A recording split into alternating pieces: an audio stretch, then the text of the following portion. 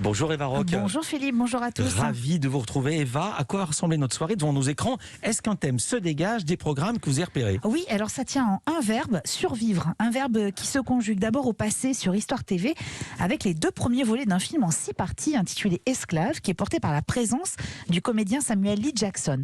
À quoi ressemblait le commerce négrier pendant 4 siècles? Comment 2 millions d'hommes et de femmes ont péri en mer pendant cet exode forcé? Beaucoup de questions donc, et quelques réponses, notamment grâce à l'exploration des épaves des navires négriers, des épaves dans lesquelles on a retrouvé notamment un objet.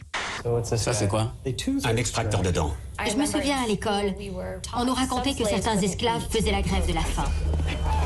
Alors, on leur arrachait les dents pour pouvoir les nourrir de force.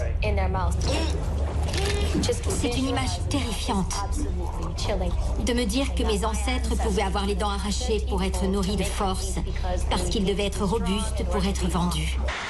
Et alors, pendant que les plongées se multiplient dans l'océan, le comédien, lui, va découvrir le Gabon, la terre de ses ancêtres.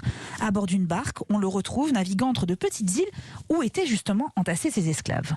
Et après, ils allaient sur les îles à côté, transporter. Il n'y avait rien à manger. La seule nourriture, c'était les huîtres qu'on trouve à l'intérieur.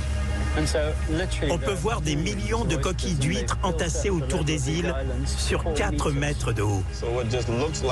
On croit que c'est le sol, mais en réalité, c'est des millions de coquilles d'huîtres empilées. Parce que c'est la seule nourriture que les prisonniers avaient pendant leur détention ici. Oui, comme un dernier repas avant de monter dans le bateau pour aller jusqu'au Brésil. C'est un documentaire passionnant, Philippe, qui allie information et émotion et donne de la visibilité à cette histoire.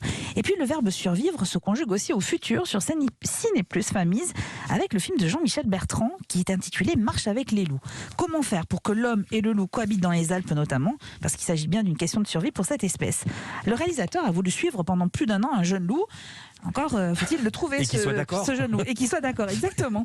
Alors Jean-Michel Bertrand a une idée, il va installer des caméras et dès qu'une bête passe devant, il va recevoir une notification sur son portable.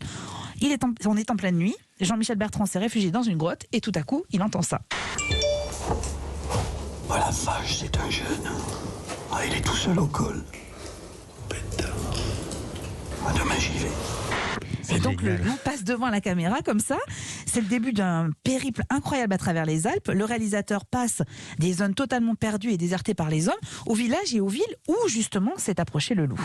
Rares sont les jeunes loups en dispersion qui arriveront vivants au bout du voyage.